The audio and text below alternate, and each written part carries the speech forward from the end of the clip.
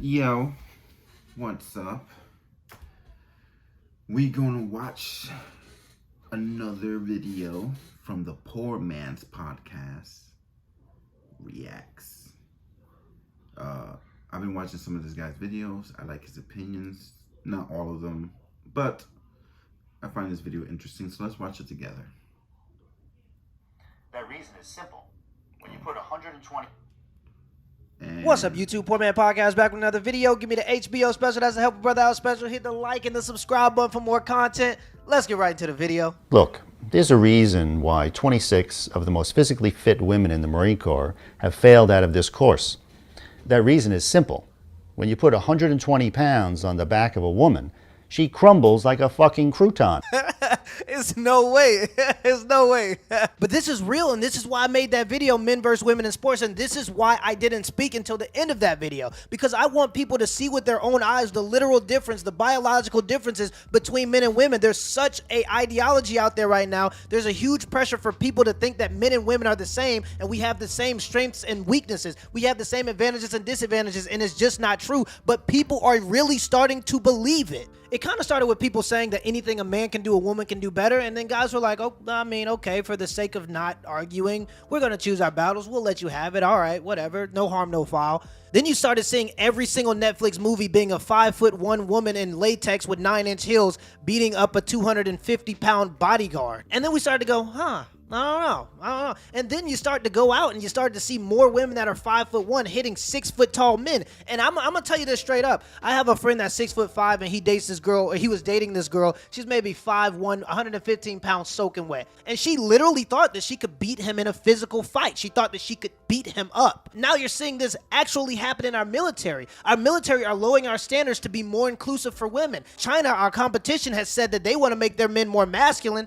They're banning feminine women from their TV shows. They're making sure that their young men can't watch pornography. That's what they're doing to take steps to make their men more masculine. We're trying to make our military more inclusive for women by lowering the standards. And this is the destruction of making people feel good all the time. For the sake of making people feel good and being more inclusive for women in the military, we're going to risk people's lives. People's lives are at risk. Nobody cares if you're a man or a woman or a Muslim or a Christian or tall or short. When you're in war, you're in war. They're going to kill you. And so you have young men that are going to fight in wars for freedom, or so they think. It's the thought that counts, right? At least they think they're going over there to fight for freedom. Sure, they're fighting for special interests of big, we're not going to go there. But you have these young men going to risk their lives, and now they're going to have to carry dead weight that are women that can't meet the physical standards required to be there. So in order to be inclusive and be fair, you're willing to be unfair, because it's not fair for a person that meets the physical requirements to be paid as much as a person that had to lower the physical requirements in order for them to get in. That's not fair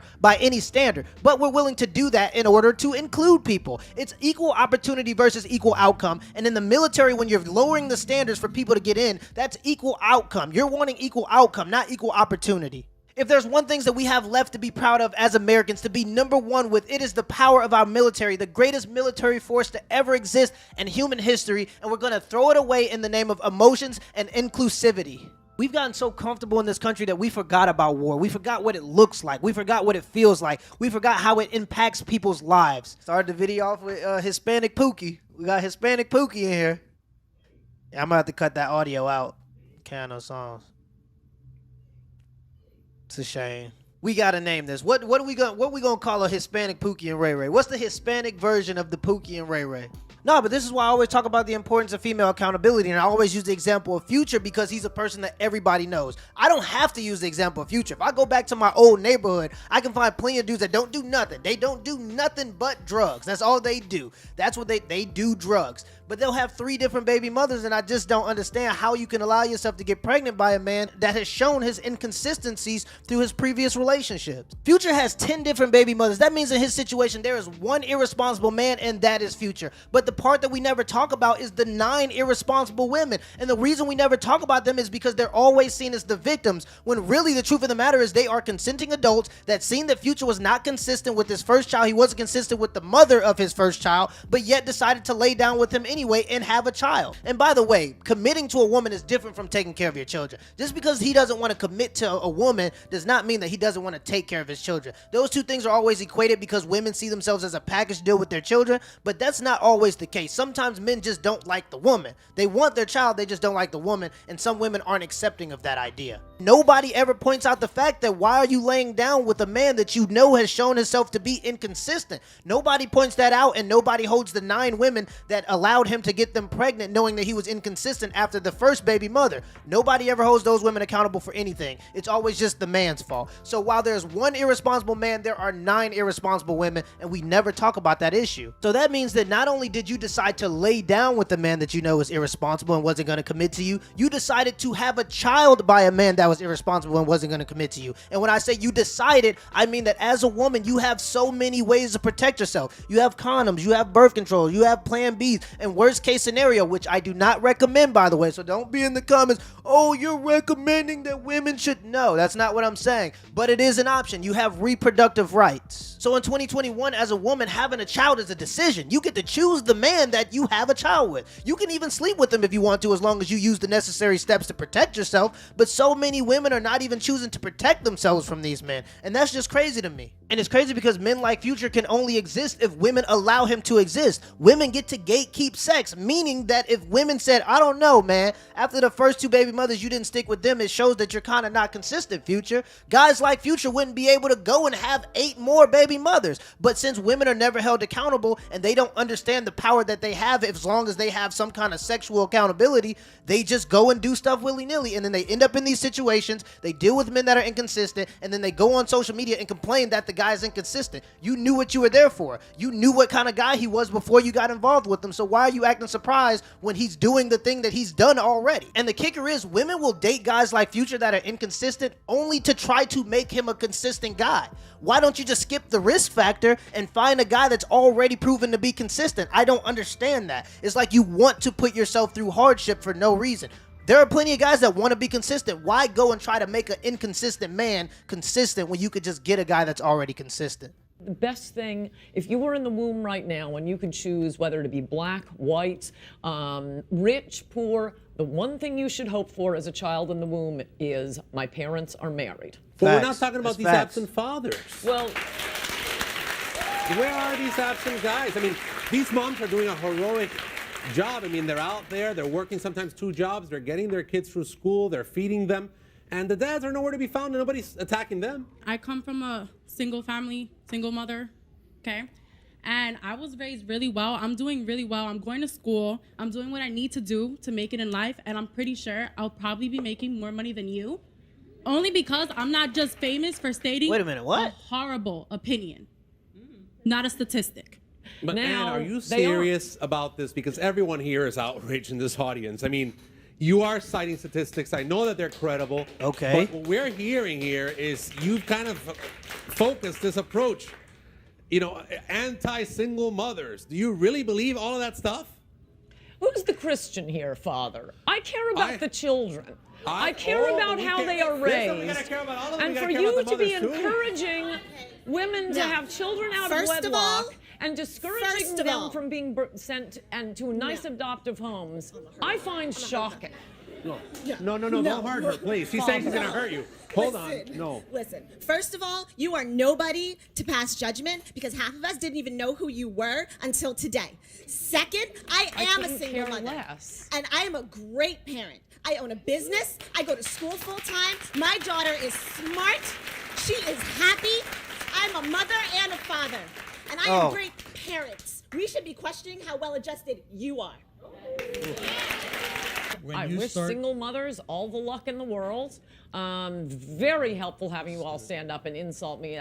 You are proving to me that you are fantastic mothers. She just went crazy. And yet, overwhelmingly, the children who end up in juvenile delinquent facilities, the ones who end up as murderers in actual adult facilities, the children who end up having single mothers themselves, overwhelmingly come from single motherhood. It's the truth. I'm gonna go ahead and burst the bubble right now because this mentality has plagued the African American community and is gonna continue to spread and is going to plague the rest of the United States if people don't get this under control. You're not a mother and a father. You're a single mother. You made a decision as a grown consenting adult to have a child before you got married. And I understand that a lot of people are trying, but the truth of the matter is this is not an opinion. This is not a back and forth. This is not something that is debatable. At this point, it's a scientific fact. The overwhelming studies are in. You can go and look them up. They're everywhere. A child is going to do better with a man and a woman in the household. It doesn't matter how good of a parent you think you are. It doesn't matter how good of a single mother or you're a mother and it doesn't matter. And it's crazy because she said that she's a good parent, but then she went on to list things that have nothing to do with good parenting. She said, I'm a good parent, I have a business, and I go to school full time. If there are 24 hours in a day and you spend 8 hours of that 24 hours sleeping, that's already 8 hours gone. I have a YouTube channel, and on this YouTube channel from start to finish, it takes me about 6 hours to do a video. This is technically my business, but this doesn't have inventory, it doesn't have payroll, so I would consider this a pretty simple one, and it still takes 6 hours out of my day. So let's be generous and say that's another 6 hours of her day gone. So now we're 14 hours already gone from 8 hours of sleep and 6 hours of doing business. Now let's say school. I was a Division I athlete. I went to school. I got my bachelor's in criminal justice. So I've done the student athlete thing. I'd say it takes another 5 hours to do all of school. And that's outside of the classroom, right? You have to attend the class and then you have to do the homework necessary for the classes. It's about 5 hours. So you have 8 hours of sleep, 6 hours for business, and 5 hours for class. You're at about 19 hours. That leaves you only about 5 hours in a day to focus on parenting. That's not including meals. That's not including taking a shower. That's not including errands. All those things take time. So if you're spending all of your time doing all of these other things, I don't understand how you think that you're spending all your time being a good parent. It just doesn't add up. And the truth of the matter is it's not supposed to add up because it's supposed to be a two-person job. Out of all the people that stood up because they felt offended, out of all the people who stood up and wanted to speak and say something to the woman, not a single one of them argued her facts or statistics. Their basic argument was none of this matters because you're a meanie pants. And it brings me to a basic point that Jordan Peterson made in terms of the differences between men and women. And the studies are in on this too, by the way. Men tend to demonstrate aggression through physical violence while women tend to demonstrate aggression through character degradation. So instead of arguing your talking points, they're going to try to discredit you by attacking your character and making you look like a bad person. So take, for example, when we talk about paying for dates and equality, men using logic will go, well, if we're all equal when we go on dates, why do we still expect men to pay? And women using emotions and trying to attack your character will go, well, if you can't pay for a date, you must be a broke man. So a doctor, a person that studies human health for 12 years can say something simple like, hey, when you're obese, you're at a higher risk for heart disease and diabetes. And a valid counter argument for that is, you're a meanie pants. You're a fat phobe. You're a bigot. You're a misogynist. And the doctor's just sitting there like, wait a minute, what? So the white lady sitting down is kind of like the experts that present the information. The black lady that got offended are kind of like the people that just think that their emotions matter more than the facts. But the people that are the worst in this situation are the people that are like the priest. The priest represents the common people. The priest represents the people that go to work every single day, but they understand that there's a difference between men and women. They understand that women should get married before they have children because there's a huge risk to a woman that has a child before marriage. They understand the importance of good health, yet they're willing to ignore all of those things because they want to make people feel better. They don't want to make people feel better because they actually care about the people. They want to make people feel better because it makes them look like a better person. It is important and virtuous to tell the truth regardless of what comes with it. There is no virtue in lying to people. There is no virtue in lying to people to make them feel better. It only adds to the problem. Till next time. My boo, I'm just here for the rendezvous. And I came the whole damn brew, cause I've been feeling like you want me to. He say stop standing there, so I can't hold myself when I pull up.